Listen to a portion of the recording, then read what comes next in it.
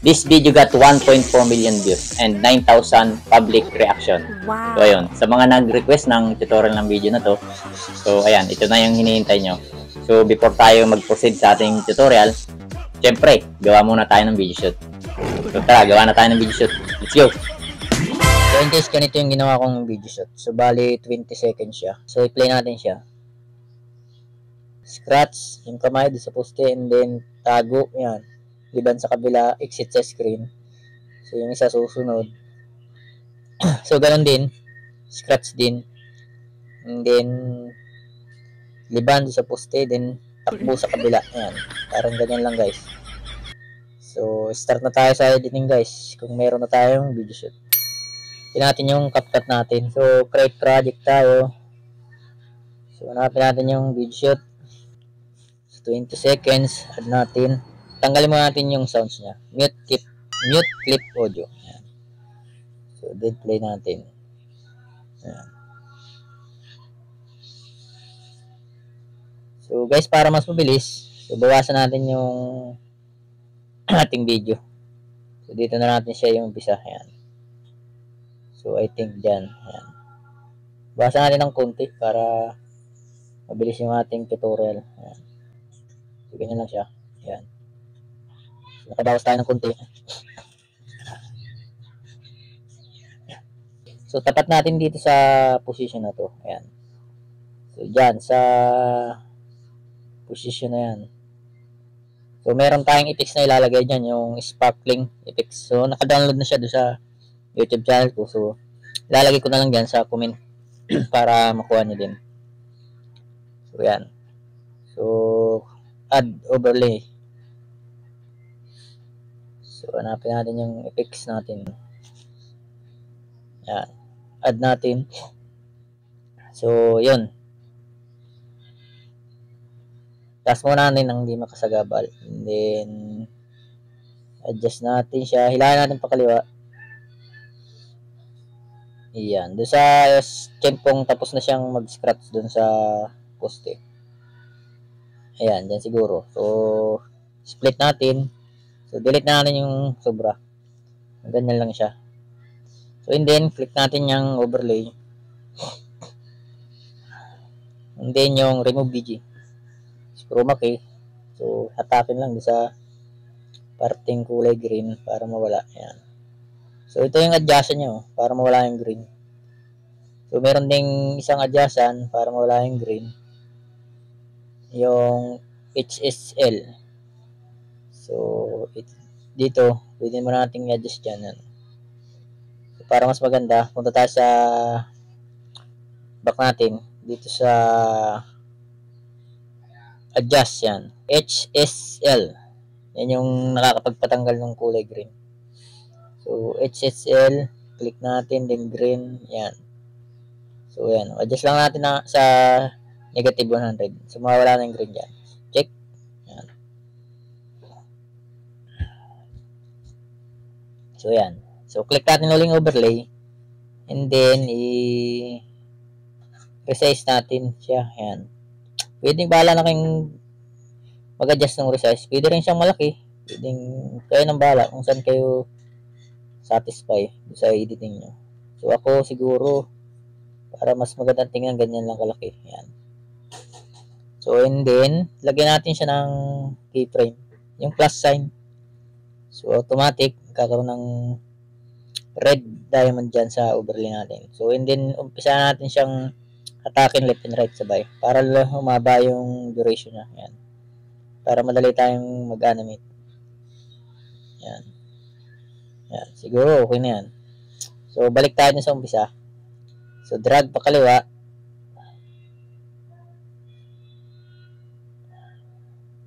Tandahan. Yun, bumaba. So, ibaba na natin siya. So, drag pa kaliwa. Yung clip, yung overlay. And then, drag pa baba yung ating overlay, yung effects. Ganun lang. So, sundan lang natin dulo ng daliri natin. So, ganun lang hanggang sa matapos sa lahoy.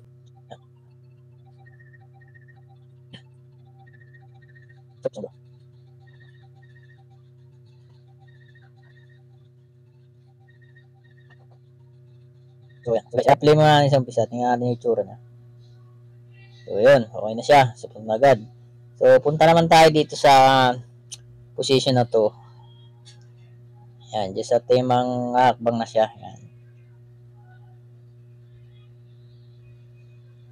So, dyan siya. So, yan. Dyan. So, split natin dyan. Split natin yung clip. Yan. Split. Then ito. Back natin. Yan. Balik tayo. So, yan. So, I think yan lang. Walang tayo ng konti. So, split din. Tapos, click natin yung split. Then, duplicate. Hanapin na duplicate. Ayun. So, after na ba-duplicate, hanapin naman natin yung overlay. So, overlay. Ayan. After na ma-overlay, muna natin sa pakaliwa. Ayan. So, dapat yung overlay natin is yan. I think hanggang dyan. Yan. Dapat hanggang dyan yung overlay natin. So, lagyan natin siya ng split para may palatandaan siya. So, hahaba natin yung overlay hanggang dyan. Para umaba siya, click natin yan. Yung speed, baguhin natin. So, click natin yung normal. So, pabagalin natin. Try mo natin sa 0.4. Yan. Then, check. So, yun. Kulang pa. Ito yung palatandaan natin eh. So, adjust pa yung bagal niya. Yan. So, 0.3 naman tayo. So, ayan. Okay na siya. So, bawasan na lang natin. So, click natin yung sa tapat na yan. Then, split. Delete na yung parting kanan. Ayan. So, ngayon, balik tayo dito sa umpisa. So, yung overlay na yan, i-click natin. Punta tayo ng mask. So, mask. Ayan. So, hanapin naman natin yung horizontal. Ayan. So, yan. Ikutin natin yung mask. Doon, tapat natin sa pinagdaanan ng sparkle natin. Spark effect. Yan. Adjust natin yung feather niya. Click natin yan. So, dito lang yan. So, dun sa akin is, ilalagay ko ito siguro. Yan. So, kaya nang balang mag-adjust sa feather. Kung saan siya smooth. So, hilahin natin ng dahan-dahan pakaliwa. So, yun guys. So, nawala na siya. Yun. Okay na siya. So, play natin. Yan. Yun. Okay na siya. Ay, sa pangalawang scratch. So, hila muna dyan. Nahanap kunyari. Yan. So, dito na yung pangalawang scratch. So, same process. So, iaabang natin dyan yung ating sparkling effect. Yan. Sa parting gagalaw na siya pababa yung kamay natin. Yan, dyan siguro. So, add overlay. Hanapin ulit natin yung sparkling effect. So, yan. Add. Then, taas muna natin para hindi makasagabal. So, adjust ulit. Ilaw ulit pakaliwa. So, sa parting tapos na siyang mag-scratch. Yan. Oops, dyan. Siguro. Yan. Tapos na siya dyan. So, split ulit. So, delete yung parting kanan. Yan. So, same process. Click natin yan. And then, yung remove BG, chroma key. Yan. Hila lang doon sa tapat ng green. And then, ito yung adjust guys. So, para mawala yung green niya. So, tapat muli natin sa dulo ng daliri natin. Ayan. Yan lang. So, kayo nang bahala kung gusto nyo lakihan o liitan lang yung ating sparkling effect. So, keyframe yung positive. Then, magkakaroon tayo mo dun sa baba. So, hila pa kaliwa. Ayan. Sundan lang natin daliri natin. Ayan. Same process guys doon sa nauna. Ayan. Balang. Diba? Di pa yung kitang tuloy. Din yung natin. Dapat ba yan? Oops, mas ba? Paano nila dito? Ayan. Ayan. Ayan.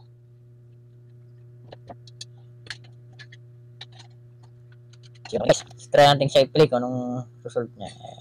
So, pwede yan. Smooth na yan. So, drag ulit pa kaliwa. Doon sa parting hakbang ulit tayo sa poste. Yan. So, yan. I-split ulit tayo dyan. So, split tayo. Split, then balik ng konti. Yan. Split ulit. Then, i-duplicate natin yan. Same process kagaya sa una. Duplicate, and then yung dinuplicate, i-overlay natin. Ayan. So, naka-overlay na siya. So, dun sa parting aalis siya dun sa screen. Yung tatakbo na siya. Ayan. So, I think dyan. Ayan. So, dyan. So, habaan pa natin ng konti. Ayan. So, split na natin dyan. Siguro, lalabas pa yung ating isang effect dyan, yung tiger effect. Ayan. So, split na natin. So, habaan pa natin siguro. Split. Yan yung pinakang palatandaan siguro. Okay na yan. So, ito na yung overlay. Hahabaan natin uli siya. So, click natin din yung speed. So, baguhin na natin. So, isagad natin sa 0.3 yung kanina. Tingnan natin kung sa aabot na. So, kapos pa rin. Kapos pa rin. So, 0.2 siguro. So, bawasan na lang natin ulit. So, click dyan sa tapat na yan. Click overlay. Split din. Delete yung dulo. Ayan. So, ayun. Balik tayo dun sa umpisa. So, mas ulit tayo. Mas same process doon sa nauna. Yan. Horizontal. And then, ito na. Dito pala. Baliktad. Yan. Yung tiyempong kung na siya dyan eh. Ayan. Tapat lang ulit natin dun sa dati. Yan. So, parang pinag-scrapan niya. So, hila natin. Tingnan natin kung okay na. Ayun. So, adjust ulit. Din yung ating feather. So, feather, adjust natin sa 2. Ito yung kanina eh. So, 2 din dapat dyan. Ayan. So, ayan. Okay na siya. Oh, smooth na guys. Ayan. So, try natin i-play. Ayan. So, ayan. Huwag na natin patagalin. So, i-add na natin yung isang effects. So, dito muna natin itapat. Parting na. Tapos, add, overlay. Hindi na natin yung tiger effect natin. Ayan. So, add natin. Tanggalin muna natin yung background na green niya. So, remove background, chroma key. Hila doon sa kulay green. And check. Hilahin natin siya. Pababa. Tapos, adjust natin yung size. Ayan, adjust natin yung size. Para magmukhang tigre talaga siya. So, ganyan lang yung pwesto niya. Ayan. Hilahin natin dyan sa parting wala na tayo sa screen. So, and then itong tiger natin is ikat na natin. Siguro dito na rin. Ayan. Delete natin yung, split din, delete yung dulo. Ayan. Click natin yan para mapunta siya dun sa likod ng overlay natin. Hanapin natin yung layer. So, layer, ayan. Send to back. Send to back natin siya. So, ito, may check sa parting kanan. Yan. Then, check. Yan. So, nandun na siya. Nandun na rin siya sa loob ng overlay natin. Ayan. So, i-click natin yan. So, lagyan natin ng, ano dyan sa dulo, keyframe. Yan. Magkakaroon ng automatic red diamond dyan. Hilahin natin paunahan. Yan, dyan. Siguro. Yan. Diyan natin siya itapat.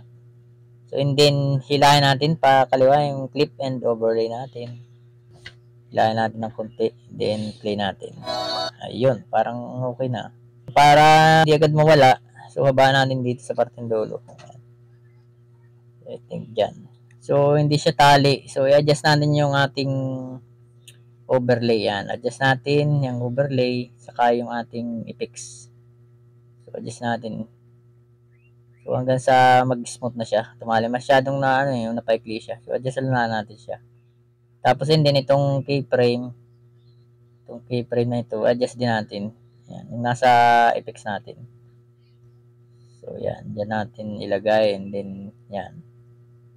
Siguro dyan na lang. So, try natin siya i-play.